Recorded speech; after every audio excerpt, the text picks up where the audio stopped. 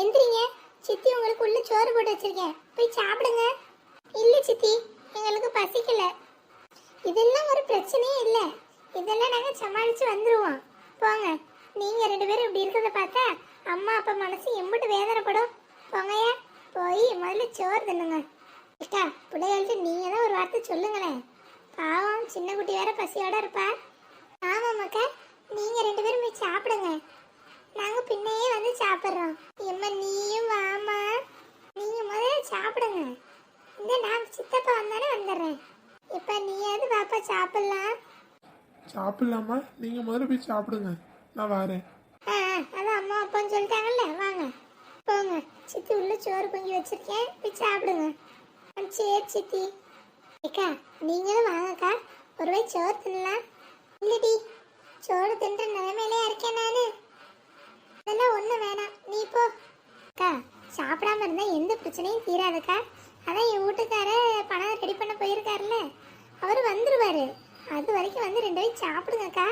மாமா, நீங்களாவது சொல்லுங்க மாமா, நீங்களும் வந்து ஒரு வாய் சாப்பிடுங்க. இருக்கட்டுமா, முதல்ல தம்பி வரட்டும், என்னன்னு பிறகு பார்த்துக்கலாம். தம்பி வந்துட்டியா? நினைச்சேன் நீ கரெக்டான நேரத்துல வந்துருவேன்னு நினைச்சேன். தம்பி, நானும் நினைச்சேன் தம்பி, நீங்க கண்டிப்பா பணத்தோட தான் வருவீங்கன்னு. ஏங்க, என்ன ஆச்சு? மூஞ்சி ஒரு வாட்டமா இருக்கு. தம்பி, பணம் கிடைச்சிருச்சுல, உங்க அண்ணன் வேலையை காப்பாத்திடலாம்ல. என்ன சொல்லுடா? கண்டிப்பா பணத்தோட தான் வருவேன்ட்டு அவன் போனா, கண்டிப்பா பணத்தை ரெடி பண்ணியிருப்பான். எனக்கு அவன் மேல நம்பிக்கை இருக்கு. தம்பி, ஏதாவது சொல்லியா? நீ அமைதியா இருக்கிறத பார்க்க பார்க்க எனக்கு உள்ளுக்குள்ள பயமா இருக்கு. நீங்க வாயை திறந்து என்ன ஆச்சுன்னு சொல்லுங்க. அண்ணே, என்ன மன்னிச்சிருங்கண்ணே. என்ன நீங்க சொன்ன மாதிரி பணத்தை ரெடி பண்ணவே முடியலண்ணே. நானும் போகாத இடம் இல்லை, பார்க்காத ஆள் இல்லை. ஃபோன்லேயே எல்லா இடத்தையும் கேட்டு பார்த்துட்டேன். எவனும் என்னை நம்பி 10 ரூபா தர மாட்டேங்கிறான். முன்ன மாதிரி வேலை வெட்டியில் இருந்திருந்தா கூட நான் கேட்டோன்னே லட்சமாக கொடுத்தானுங்க. இன்னைக்கு நான் வயக்காட்டுக்கு வேலைக்கு போகிறேன்னு தெரிஞ்சதுலேருந்து எவனும் நான் ஃபோன் பண்ணால் கூட எடுக்க மாட்டேங்கிறானே. முக்கியமான ஒருத்தன் தருவான்னு பார்த்தேன், அவனும் கடைசி நேரத்தில் இல்லைன்னு கையை விரிச்சிட்டான். ஷோ, எனக்கு நெஞ்சு படபடன்னு வருதே. சாமி, உங்களுக்கு என்ன ஆச்சு? இனிமே நான் எப்படி வேலைக்கு போவேன்? 4 காசு இல்லாம எப்படி என் பிள்ளைங்க 2 வளர்ப்பேன், கரைச்சேப்பேன்? எனக்கு ஒன்றும் புரியலையே.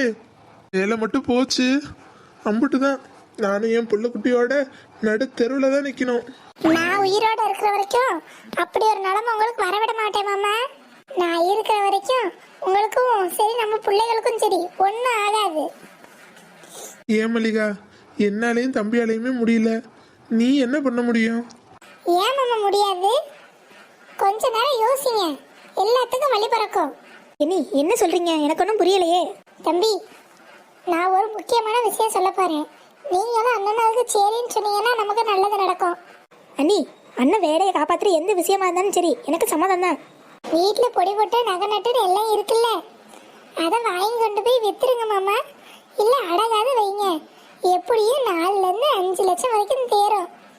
அதை வச்சு உங்க டெபாசிட் பணத்தை கட்டுங்க. மல்லிகா, நம்ம பிள்ளைகளுக்காக நம்ம சேர்த்து வைக்கிறதுமா அது? நான் மட்டும் இல்லை, என் தம்பியும் சேர்ந்து தான் அதுக்காக உழைச்சான். பிள்ளைகளுக்கு நாளைக்கு ஒரு நல்லது கிட்டதுன்னா நம்ம அன்னைக்குன்னு அலைய முடியாது பத்தியா? அதுங்களோட சேமிப்பில் கை வச்சுட்டோம்னா இருக்கிறதும் போச்சுன்னு உட்காந்துருக்கணுமா? அதெல்லாம் சேனா, அது அதுங்களோட நகை. நீ பேசாமல் இரு. 2 பொட்டை பிள்ளைய பெற்று வச்சுட்டு தங்கத்தை கொண்டு போய் விற்றா நல்லாவா இருக்கும்? அம்மா, எனக்கும் அக்கா சொல்ற யோசனை நல்ல யோசனையாக தான் படுது. நீங்கள் கொண்டு போய் விற்கலாம் வேணாம், அடகு வைங்க. நாளவில்லை நீங்களும் உங்கள் தம்பியும் நல்லா தானே இருக்கீங்க, சம்பாரிச்சு கொஞ்சம் கொஞ்சமாக நகையை திருப்பிக்கலாம். ஆமாம் மாமா, பொம்பளைங்க நாங்களே சொல்கிறோம், நீங்கள் இம்பிட்டு தூர யோசிக்கிறீங்க. இல்லைம்மா, இருந்தாலும் பிள்ளைங்க நகையை கொண்டு போய் வைக்கிறது மனசுக்கு சரியா படலை. என்ன, நீங்கள் நல்லா இருந்தால் தானே பிள்ளைங்களுக்கு இன்னும் நல்லா செய்ய முடியும். மாமா, அக்கா சொன்ன யோசனை இங்கே எல்லாருக்கும் சரியா படுது, இதே செய்யலாம் மாமா. நீங்கள் நல்லா இருந்தால் நாளைக்கு நம்ம பிள்ளைகளுக்கு நல்லது தானே. இதோடய விட்டுற போகிறீங்க, இதையும் திருப்புவீங்க, இன்னும் நிறையாவும் செய்வீங்க. நான் சொல்கிறத கேளுங்க மாமா, அக்கா சொன்ன யோசனையை அப்படியே செய்வோம். சரிம்மா, நீங்கள் எல்லாரும் சொல்கிறதுனால நான் செய்கிறேன். இன்னும் 1 வருஷத்துக்குள்ளே கண்டிப்பாக எல்லா நகையும் திருப்பி கொண்டு வந்து மல்லிகை கையில் கொடுத்துருவேன். அம்பிட்டுதான், பிரச்சனை முடிஞ்சிச்சு. சரி சரி, போய் அம்மையை நான் வர சொன்னேன்னு வர சொல்லு. சரிங்க. இப்போ நான் என்ன பண்ணுவேன்? என் பொண்ணு மாப்பிள்ளையும் வட்டியை நீ கட்டிடுன்னு ஹாயா ஊர் சுத்த கார் எடுத்துகிட்டு கிளம்பிருச்சுங்க. நான் வட்டி பணத்துக்கு எங்கே போவேன்? ரூபா 2 ரூபாவா? 50,000. 50,000க்கு நான் எங்க போக? எத்த எத்த என்னடி உனக்கு சும்மா வந்து நொய்யு நொய்யுனுக்கிட்டு அவன் நேரம் காலம் புரியாம. உங்கள்கிட்ட ஒரு முக்கியமான விஷயம் பேசணுமா? அதனால அவர் உங்களை கூட்டிட்டு வர சொன்னார்த்த. யாரு மூர்த்தி வந்திருக்கானா? ஆமாண்ட. சரி சரி நீ போ, நான் வரேன். ம். இந்நேரத்தில் எதுக்கு இவன் வீட்டுக்கு வந்திருக்கான் ஒன்றும் புரியலையே. இங்கிட்ட ஏதாவது வேலையாக வந்திருப்பான். அம்மா ஒருட்டு பார்த்துட்டு போவோன்னு ஆசையாக கூப்பிட்றான் போல. என்னன்னு கேட்பான். இனி எல்லா பிரச்சனைக்கும் உங்கள்கிட்ட ஒரு சொல்யூஷன் இருக்கு. நீங்கள் வேற லெவல் தான் போங்க. தம்பி அப்படியெல்லாம் ஒன்றும் இல்லை. ஏதோ எனக்கு தோணுனதை சொன்னேன். ஒத்து வந்தா செஞ்சு பார்ப்போம். அம்பிட்டு தான். வீட்டில் சும்மா வச்சிருக்க நகை பீரோல இருந்து யாருக்கு உதவ போகுது? அங்க பேங்க்ல இருந்தா நமக்கு பணமாயி ஏதோ ஒரு வகையில உதவியா இருக்குல்ல. நாங்க என்ன பொழுதுனைக்கு நகையை போட்டுட்டா தெரியும். இருந்தாலும் மல்லிகா, இன்னைக்கு என்ன ஆபத்துல இப்படி ஒரு நல்ல யோசனை கொடுத்து காப்பாத்துனது நீ தான். நீ இல்லைன்னா நான் என்ன ஆயிருப்பேனே தெரியாது. வேலை இல்லாம உட்காந்து இருப்பேன் வெட்டி பயல. எல்லாத்துக்கும் நீ தான் காரணம். ரொம்ப நன்றி மல்லிகா.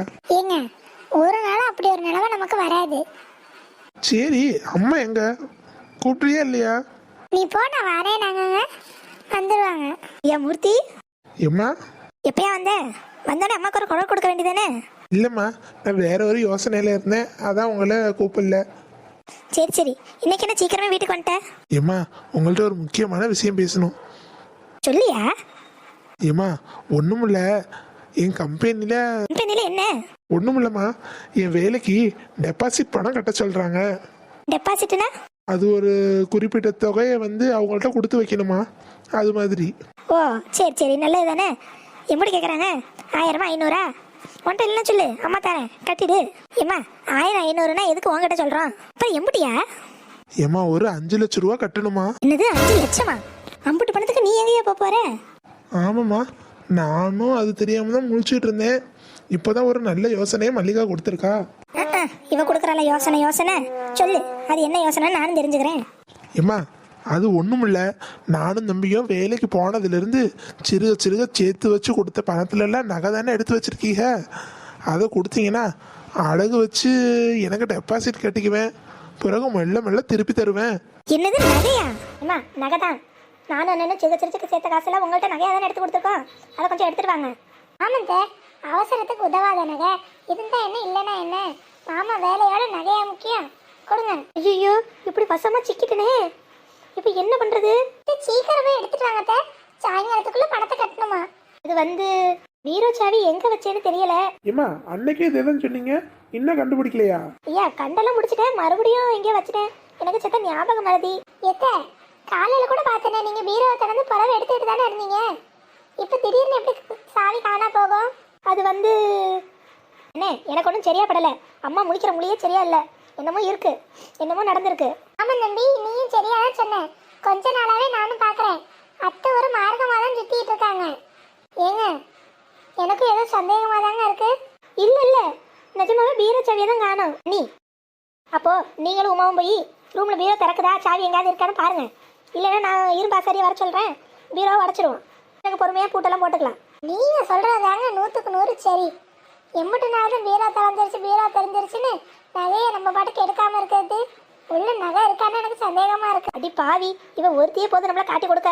இப்போ என்னத்தான் பண்றது, ஒன்றும் புரியலையே. சிக்கிட்டியே அலமேலு, இன்னைக்கு நீ சின்ன பின்னமாக போற. மல்லிகா, சொல்லுங்க மாமா.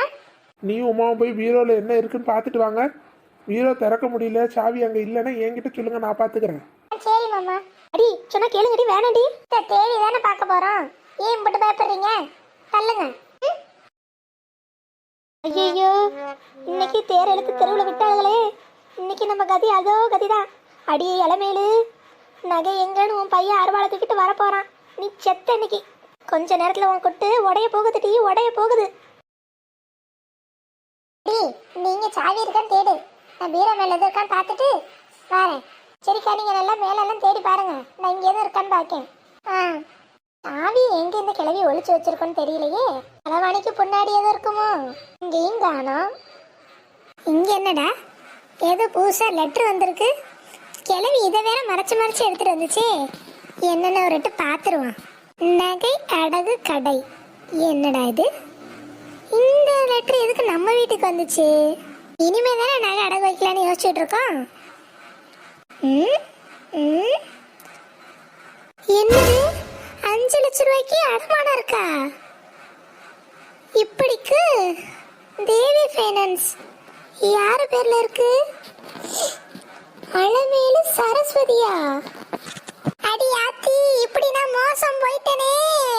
என்ன மல்லிகாக்கு அலற சத்தம் கேக்குது? அட சாமி, ஐயோ இந்த அக்காக்கு என்ன ஆச்சுன்னு தெரியலையே. ஏன் கடவுளே, உனக்கு கருணையே இல்லையா? என்ன இப்படி ஆயிடுச்சு? ஐயோ அக்கா, என்ன ஆச்சு உங்களுக்கு? அடியே போச்சுடி போச்சு, எல்லாம் போச்சு. நம்ம சிறுக சிறுக குருவிமாய் சேர்த்து வச்சு அம்பட்டும் போச்சு. அக்கா என்னக்கா ஆச்சு? பலங்கரமாய் சொல்லுங்க. வந்த கதை சொல்லவா வாழ்ந்த கதை சொல்லவா? என்னத்த சொல்ற? வேறல்ல, ஒரு பொட்டு தங்கம் இல்லடி, ஒரு பொட்டு தங்கம் இல்ல.